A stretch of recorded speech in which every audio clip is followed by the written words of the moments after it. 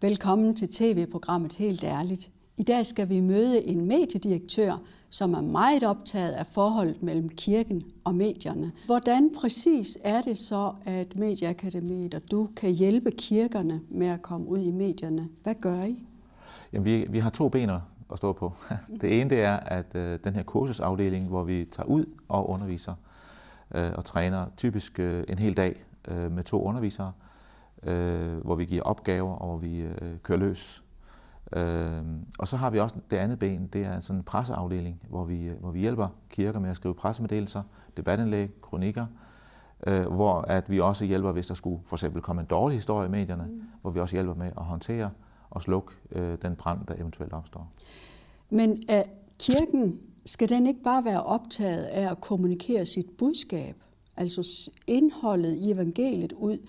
Hvad ellers kan eller skal kirken kommunikere? Altså kirken, jeg plejer gerne at sige, at budskabet skulle gerne repræsenteres af nogle mennesker, der har oplevet noget. Fordi der sidder jo på den anden ende, i den anden ende af kommunikationsskalaen, kan vi sige, der sidder jo nogle helt levende mennesker, som tænker, hvad skal jeg bruge det her til? Hvad kan det gøre af forskel i mit liv?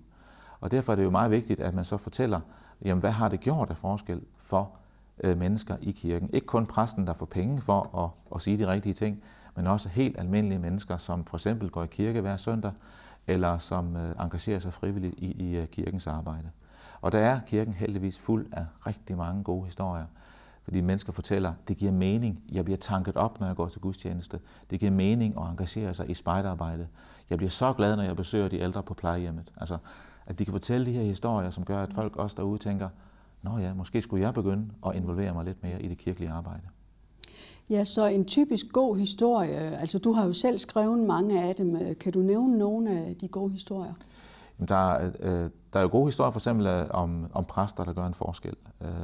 For eksempel kom der en for nylig i Jyske Vestkysten, som blev betegnet som dagens succes, om en præst i Hejnsvig, som har fået skilsmisseprocenten til at dale med 80% i sit sogn på 4 år. Og det gør han gennem, at han holder kurser, inden folk bliver gift, ikke? Og det er en rigtig god historie, fordi der ligger jo nogle myter derude og råder. Enten tænker man, hvad kommer præsten mig ved? Eller så har man hørt en eller anden historie om, at præsten skændes med menighedsrådet. Så det er alt sammen enten ligegyldige eller negative historier. Men det der med, at der er nogle positive historier om præster, der virkelig gør en forskel i menneskers hverdag, det er noget, der flytter noget, og folk tænker, wow, måske skulle jeg også begynde at lytte lidt mere til præsterne. Er der også gode historier, som ikke lige er om præster, men som er om almindelige mennesker? Ja, helt sikkert. Præster, de er også almindelige mennesker. Men det er rigtigt, der er rigtig mange gode historier også om almindelige mennesker, som giver. For eksempel, jeg har jo lavet en hel del historier om mennesker, som er engageret i det frivillige arbejde. Det kan være Kirkens Korshær, det kan være Frelsens Hær, eller andre steder, hvor man giver sin fritid. For eksempel for nylig var vi ude at tage en hel masse billeder her fra Nørrebro, hvor Kristuskirken på en af søerne, de holdt sådan en folkemiddag, hvor de inviterede 100 hjemløse til en gourmetmiddag. Altså, og det synes jeg er fantastiske historier om, at kirken virkelig gør en forskel. Ja. Og vi viser også på skærmen lidt forskellige af dine gode historier, som vi ved, du har brugt og fået i medierne.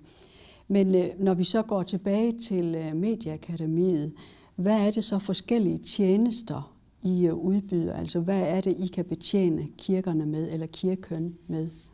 Vi kan betjene dem med kurser, og vi kan betjene dem med den her pressehjælp, presserådgivning, som vi så også, man kan for eksempel abonnere på at få en rådgivningspakke. Det er ret billigt faktisk. Og så kan man udvide den til også at få en kursuspakke, og så kan man få en coachingpakke, hvor jeg faktisk går ud og coacher kirkens egne kommunikationsfolk. Hvis vi sådan lige kigger lidt på det her med kurserne, hvordan foregår så en kursusdag? Hvad sker der på sådan et kursus? Jamen typisk vil der være 4 eller 5 sessioner. Og sessionerne vil, altså hvor jeg underviser, og sessionerne de er bygget op efter 10 gode råd til dit og dat. Altså 10 gode råd til at tage bedre billeder, 10 gode råd til at skrive klart og fængende, 10 gode råd til at lave et godt layout for eksempel, og så videre. Altså 10 gode råd til at opnå en god pressekontakt.